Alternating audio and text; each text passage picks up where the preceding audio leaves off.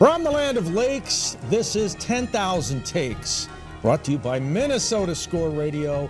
Wally and Eric back for yet another week as we slice and dice the always busy, always topical, super saturated Twin Cities sports scene. And Wally, it's another edition of 10K Takes Television.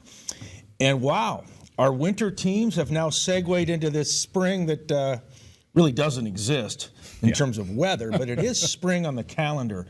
The Minnesota Wild have punched a playoff ticket courtesy of a win last night in St. Paul against San Jose, and the Minnesota Timberwolves, a 2-seed, go downriver to Memphis and knock out the 7-seed Grizzlies in Game 1, so they're up 1-0, and they've reclaimed home court. Yeah, they look good. I mean, and that was a perfect situation for them to really have a bad game. I mean, coming off of an emotional win over the Clippers, just getting in and going down and playing a Memphis team that was well rested, but maybe they were rusty. I mean, I think that might have been part of it. But the Wolves basically, once they took the lead in the second half, they really never gave it up. They just kept pounding away, and Ant was terrific. I mean, some of those step-back shots he has, that kind of herky-jerky motion of his, and he's tough to defend. It was a great performance, and Karl-Anthony Towns bounced back. As bad as he was against the Clippers, he was that good on Saturday. So good to see, and now that they've reclaimed home court advantage, that'll definitely help them. I mean, they've got that one win on the road that they need. See if they can make it 2 on Tuesday. Yeah, and I really thought Cat would bounce back. I didn't think what happened against the LA Clippers was going to be a trend. I mean, it just was a rough game in a high stakes situation. But luckily, other guys bailed him out. Pat Bev, Ant, D'Lo, and company. But what we saw in Tennessee on Saturday was impressive. And I think, no disrespect to the Grizzlies, they had a fabulous regular season. But this is a good draw for Minnesota, because Memphis is not exactly, a playoff season team. They haven't made a lot of deep runs in their history either. And this is a young basketball team, the Grizzlies. I think the Timberwolves clearly believe they can win this series. They made that point with the win in Game 1. If they can go out and win Game 2, wow, everything shifts to Minnesota. The pendulum swings to the Twin Cities. There will be a Game 3 on Thursday, and they can take care of business. But we also know Memphis is going to come out. As they say in a playoff series, there will be adjustments made. It's the proverbial chess match. So we'll see what the Grizzlies try to do to slow down Ant. In a real minute way, it reminds me of a young Magic Johnson when he splashed onto the scene with the LA Lakers. Now, they went on to win the title, so the T-Wolves are a long ways from that. But remember the impact. What was Magic, 19, 20 years old at the time? Right. Upstaging Kareem and replacing Kareem. Replace Kareem. Yeah, exactly. Ant has that Magic-like charisma. So it's fun to watch. Yeah, no, he's a lot of fun to watch. You're glad that he's on your team. Let's put it that way, because he's very difficult to guard. I mean, he obviously can go to the basket. He can shoot the three, and that makes the defense dizzy. You don't know whether to step back on him and cut him off from going to the lane, or step up on him, get in his face when he's shooting. I mean, he was really good, and if that continues, the Wolves are going to have a successful postseason run, because with a combination of him and Karl-Anthony Towns. Now, they didn't get a ton out of D'Angelo Russell, but he played really well in that play. Well, and I think that's the beauty of this Timberwolves team. It's deep. I mean, they have athleticism, they have length. Cat, as you just pointed out, was on a milk carton against the Clippers, but they still won. D'Lo didn't have a great game, but they still won. It's all hands on deck, and I think these guys truly are in sync. I don't think anybody says, I got to be the star. It's whatever it takes on that given day, and then they rise to the occasion and get the win. And so, look, the Timberwolves have only been to the playoffs 10 times in franchise history. Only once have they been out of round 1. So we're getting into some very uncharted waters here. Yeah. And, oh, by the way, that is only the second time in those 10 trips to the playoffs that they have won a Game 1. Isn't that something? Yeah. Yeah. That's not a good stretch. Well, and they are so good now. Protesters are following them around. We had somebody chain themselves to the basket in Memphis, and as you and I know, in that play-in game against the LA Clippers, the glue girl stamped her hand to the floor, And we've got that on 10K Takes. It was picked up by Bleacher Report, by ESPN. So it's gone viral, thanks to my kid Peyton, who shot the video. But so who knows what's next for the Timberwolves in this spotlight? Yeah, you never know.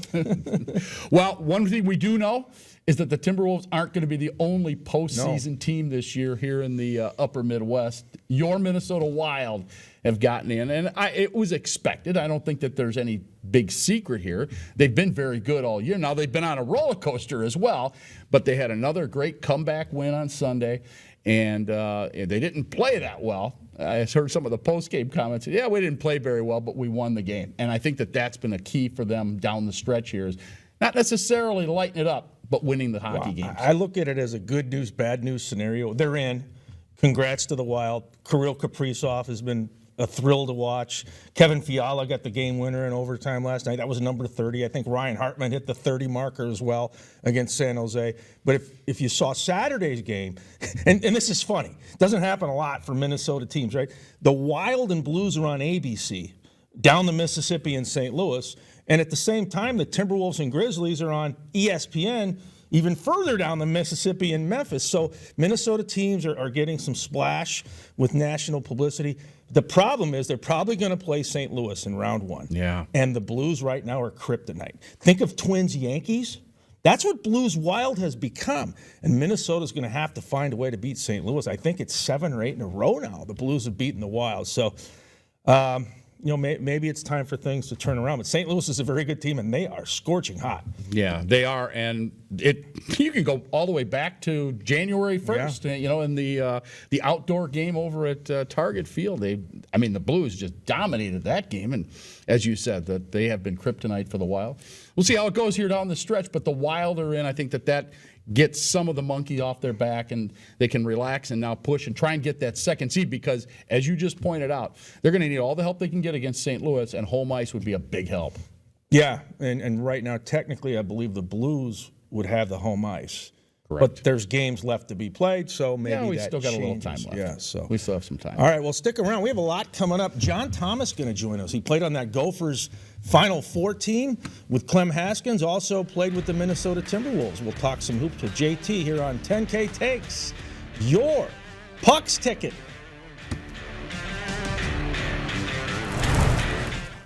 I've been meaning to give you these for many years. I think they're perfect.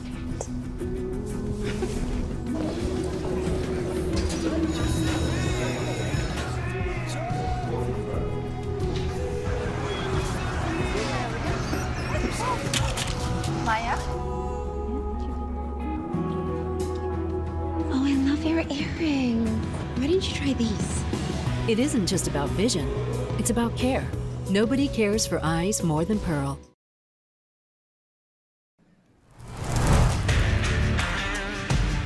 $10,000 takes, Wally and Eric, and we're going to continue talking Minnesota Timberwolves. They are the hot story of the weekend, or have been over the past week or so, and we are joined now by John Thomas. He is the Vice President of Basketball Development for the Minnesota Timberwolves, and of course a former Timberwolf himself. John, welcome to the show.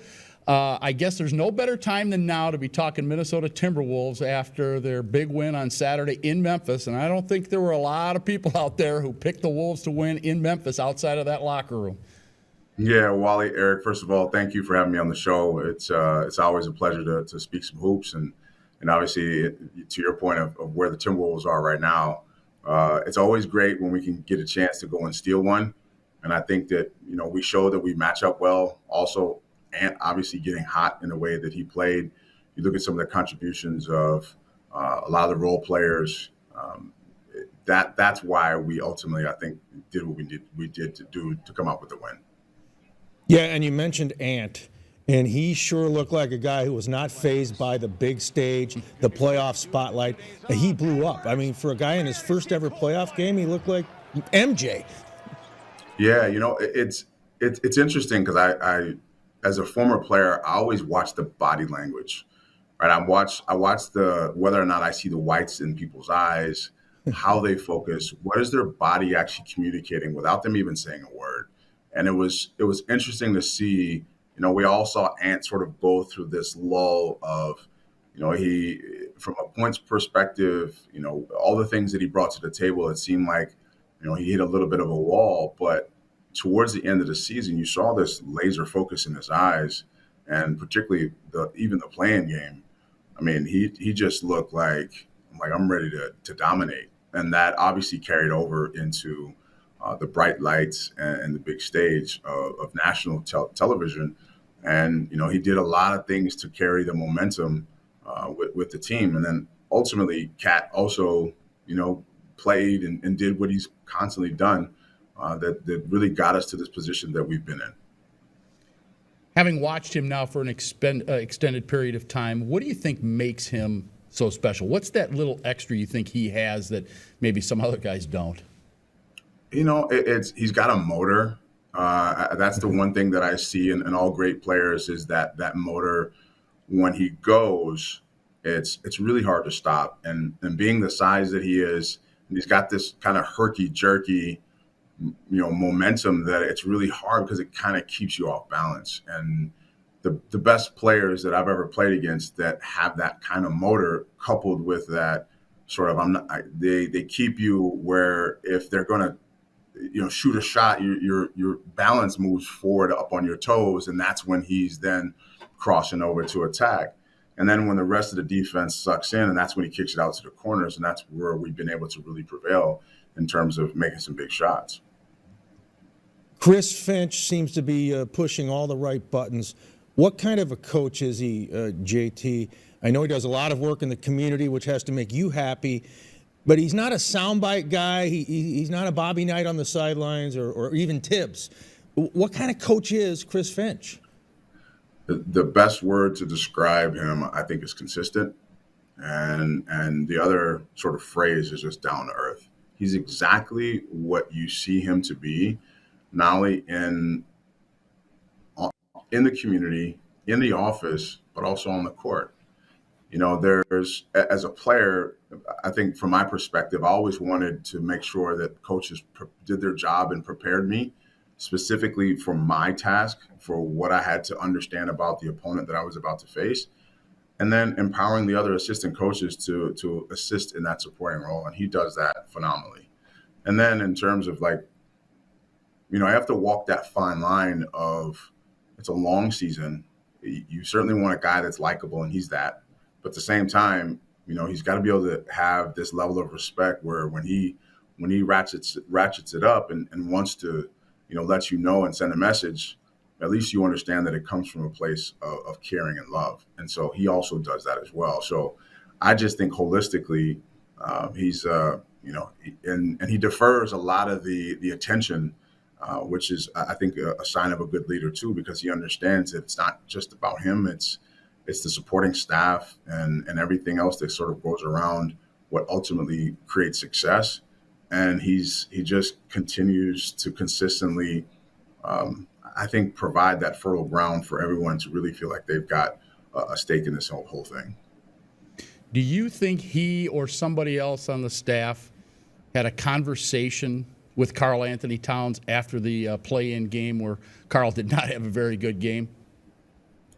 I'd say probably not. I think because it's an enigma, and think about all the games that Karl has played up until that point, and who knows what was inside of his head? Who knows what happened? It's one of those things where at least we were fortunate enough to be able to win the game despite the lackluster performance. But Karl's been a very consistent core pillar for this team, for this community, for this franchise, not only this year, but, I've just loved seeing him grow and mature. So, you chalk it up to a one-off. And in a lot of ways, it's like, hey, man, forget that one, right? Throw it out, right? It's just, only Karl knows how he felt, what was going through his head. So only he knows that. So I think for people to have a conversation, it's more like, hey, man, shake it off. You get back to being you, and you don't really need to say anything else. Pat Bev, in your career at the D1 level with the Gophers and in the NBA, have you seen a guy like Pat Bev, the spark that turns into a bonfire, instantly? Yeah, no, I really haven't. I absolutely love what he brings to the table. I'd hate to play against him because he's one of those people that gets up into your space. right? And that's one of the things that, whenever I coach youth, I talk about causing chaos, right? You want to make people uncomfortable, and wow, does he do that? Uh, and then he's playing with your mind, whether it's a slight pat on your butt or pumping up the crowd or doing some of those things that I think psychologically play into the warfare that is the mind game of professional sports. But no, to answer your question, I've never seen a player like him. I mean, I've seen very, very good defensive players where on the ball they're insane. Off the ball, you better be careful where you throw that pass. But he's a combination, I think, of all of them. And the thing that I've seen around him too is that how he does it with such conviction, and he couldn't care less about what anyone thinks. And what I've seen with him within the practice floor is that he empowers his team to take on the essence of what that actually feels like. And I've seen it rub off, right? I mean, you've seen it rub off on Cat, I think. You've seen it rub off on Ant. You've seen it rub off on even stoic demeanors like Nas and Jay McDaniels. But I think that in a lot of ways is what we've seen it when you harken back to the days of the 03-04 playoff team. It's a lot of what KG brought to the table too. Making players uncomfortable and, challenging you and defying how dare you think that you're going to get away with anything like this, particularly with what I have to bring. Boy, he sure seemed to make his teammates better in that respect. And I've said this all along since that game against the Clippers. I said, you know what? They don't win that game without that performance from Patrick Beverley. No, I agree. It's part of it is you take on this personality, and that personality, like I shared, is that you feel like you're almost like you're fighting with him, and that's where the crowd, I think, ultimately took on the persona, and loved his antics, loved his hustle, and showed him as such. So the team took that personality and has been running with it. It's been a positive for us the entire year. JT, before we wrap it up, community development is a huge part of your role with the Timberwolves. Tell us about what's coming up, camps. Rumor has it summer will arrive. I don't know when. It's snowing today. But there's camps and a lot of good stuff on the horizon, right? Yeah, for sure. So a lot of what I do within the organization is certainly on the youth basketball side. So we've announced an early slate of basketball camps where a lot of the personalities that we have within our organization, inclusive of Coach Finch and the assistant coaches and player development staff, as well as integrating the Lynx coaching staff as well, and trying to be mindful as much as we can of sort of their season. And certainly the Wolves alumni, that's been a part that I've been helping to lead the charge and having a lot of the former players back. So welcoming them back based on the nostalgia that they've created inside of our community. But really, from a basketball perspective, just wanting to show a good product. So yeah, we've already started that process. So early registration is up. It's on TimberwolvesBasketballAcademy.com. And then in terms of how we're just continuing to really support our former players, there's a lot that it's interesting that the process of bringing them back has gotten me a really good chance to learn who they are, but also how can we support them in their current endeavors outside in their markets, but also what are ways in which we can help to sort of wrap our arms around potentially a future vision for what they're looking for. So I always say that what ends up happening with former players is that we lose sort of that essence of being inside the locker room, and our story, told to us is that you're finished. And so it's like your story isn't done. You just don't play basketball anymore. But the connection that you built with our community, with our organization, within this franchise, you should certainly lean into that. And then how do we sort of create this essence of a new locker room that extends itself outside of the court that you had before? So. Well, John, we appreciate the info and your time. Good luck to the Wolves. I know that folks are excited, and I'm sure that the building will be packed on Thursday and Saturday. Yeah, no, appreciate it, Wally and Eric. Thank you so much. Really looking forward to it. Now we're kicking off Lynx season, so with training camp. It's an exciting time, I think, inside of the organization as a whole. We're definitely the crowd will be rocking. I can't wait for Thursday and then Saturday's game. All right. He is John Thomas. He is the Vice President of Basketball Development for the Minnesota Timberwolves. who are on a bit of a roll. We'll be back with more here on 10,000 Takes after this timeout.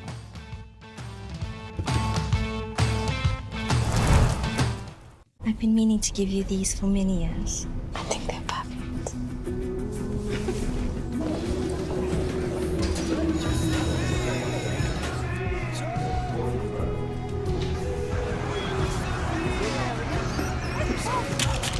Maya? Oh, I love your earring. Why didn't you try these?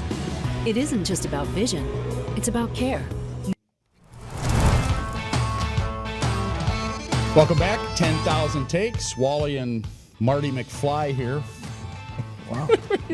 Got the life jacket on. I'm ready to go. Oh, my goodness. We've got open water. Yeah. 39 degrees and You're set. and lakes, yeah. You're all Bring out set. the water skis. Oh, you could swim down the Mississippi to go watch the Timberwolves in Memphis. I think I'll Tuesday. jump on a barge. Oh, boy. Well, speaking of needing a life jacket, your Minnesota Twins, man, I tell you, they, for a team that was supposed to be based on the ability to hit the baseball and score runs, they come out of the weekend as the worst hitting team in baseball. They've got the lowest batting average in all of baseball. That's got to change. Yeah, and I think it will. And believe me, I don't have a dog in the fight. I just believe there's too many good bats in that lineup. Carlos Correa right now is way down batting average. Miguel Sano has, what, one hit, a home run. Max Kepler's not producing. They're going to get better. I mean, there's just too many good bats in that lineup for them not to score some runs. But, you know, we've talked about this before. You don't want to dig a deep hole in April. Right. Because then you got to dig out of it. Now, there's plenty of time left. I agree. You know, they finished up in Boston earlier today. Now it's on to Kansas City. First time you're going to have divisional games. These count a little bit more, the head-to-head in the AL Central. Then the Chicago White Sox come to Minnesota. I would say when we're on this set next week, the Twins' bats had better done a lot more. There better be an eruption offensively where they score some runs because, hey, if all of a sudden you blink and you're 4 or 5 games behind the Chicago White Sox, you're in a bit of trouble. That's a good baseball team. They're not going anywhere. Yeah, well, except up. Yeah, and that's true. And there's two things here. One, they're going to have a hard time boosting that average with Byron Buxton not in the lineup again. And when he went down after sliding into second base the other day, was that Friday? It was Friday. Yeah, it was at the Against Boston, at the Red Sox home opener. I looked at it and I said, here we go again. And then, a day later, Sonny Gray goes down. And, this is like the number one guy they went out and got to bolster that pitching staff. So to lose those two guys, and Sonny Gray will probably miss a couple of starts. But they can't afford that. Their pitching staff isn't deep enough. Although the starters have pitched relatively well up to this point, they can't afford to lose a Sonny Gray. They can't afford to lose Byron Buxton. I see Royce Lewis is hitting the ball for the Saints. Maybe Carlos Correa is going to end up getting traded long before we thought. Well, if they're out of it, and I'm not even going to go there now. No, but they will trade him. Right. That it would make sense. But let's hope, if you're a Twins fan, that it doesn't come to that.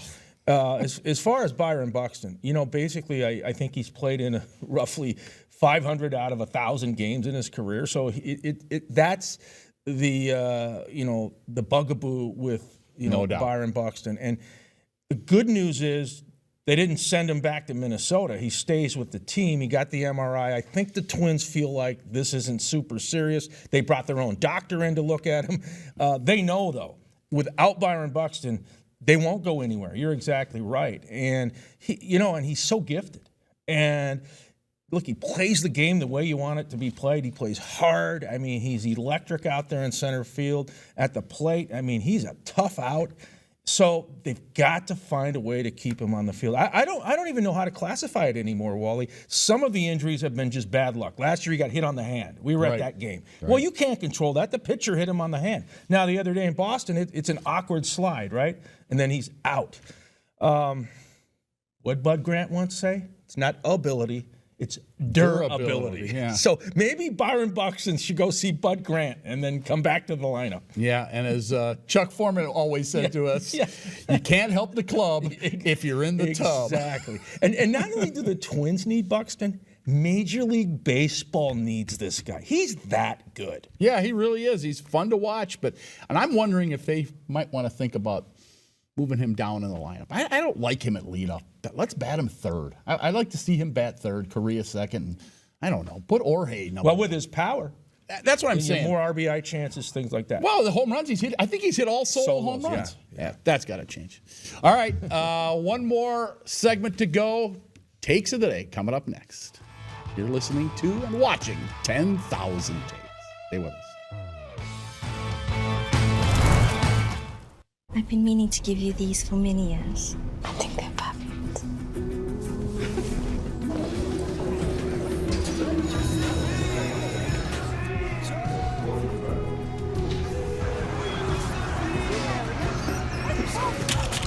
Maya? Oh, I love your earring. Why didn't you try these? It isn't just about vision, it's about care.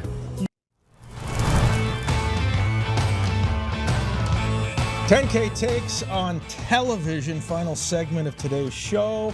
Takes of the day coming up. What is Wally's mood? Is he a happy Easter bunny? Is he an angry American? Is he a cranky Yankee? Or maybe he's Captain Sunshine or a happy camper? What is it? All right, Marty McFly. So, as I have been droning on and on about for the past, over a year now, tough to watch Minnesota Twins, Minnesota Timberwolves, Minnesota Wild games because Bally Sports North, not on some of these streaming services. You got to have cable, on and on and on. Well, there is good news coming. So Tuesday night, the Timberwolves play, the Wild play. So that chews up both of the Bally Sports opportunities and options. The Minnesota Twins are going to be on over-the-air television Tuesday night. They're going to be on the CW. Yes, if you don't have cable, you can still watch baseball on your TV. All you got to do is get those little rabbit ears up and put it on the CW. So there you go. You can watch on Channel 23 on Tuesday night the Minnesota Twins and the Kansas City Royals. I am a happy camper. He is. He's ecstatic. Yeah, it's just, I'm thrilled they've moved to old school television. There you go. And the ball game being played at my favorite ballpark, Kauffman Stadium in Kansas City. Yes. All right. Your turn. Good to see you smiling for a change. Happy coming out of Easter, yes. Speaking of venues, I'm angry. Uh-oh. Yeah. The Tennessee Titans currently play at Nissan Stadium. It's right there. I think it's the Cumberland River in Nashville. It's a cool spot. I've seen a game there. And, you know, Nashville has this great reputation now as a go-to city. Some people call it Nash Vegas. Well, what in the name of Hank Williams Jr. is going on down there? though? I can't believe what I saw over the weekend. They're going to build a dome. It'll cost about $2.2 billion to build a dome in Nashville, Tennessee, so they can get Super Bowls, Final Fours, NFL Combines, WWE. Let me tell you, Nashville, don't do it. It's a mistake. We've done it here twice in Minnesota. Domes are homogeneous. They are sterile. They are sanitary. Every event is Groundhog event. Nothing changes. And by the way, Nashville has pretty good weather. Boo. I like what Buffalo's doing. They're going outdoors with their new stadium. Real fans in Buffalo. Well, but they have a weather advantage in Buffalo. Is there an advantage to being outside in Nashville? Yeah, humidity. Okay. Those steamy Tennessee days. I don't know. Why do you want a dome in Nashville? Ban domes. All right. Well, that's pretty simple. Maybe they'll attract one of those new USFL teams. Oh, to boy. Nashville if they have a Maybe dome. that's part of the plan. There you go. All right, we got to go. Let's FedEx out those thank yous. One to Rocky, one to the great crew here at the TV studio, and, of course, John Thomas. For Wally, I'm Eric Singh. So long. This is 10K Takes, your sports ticket.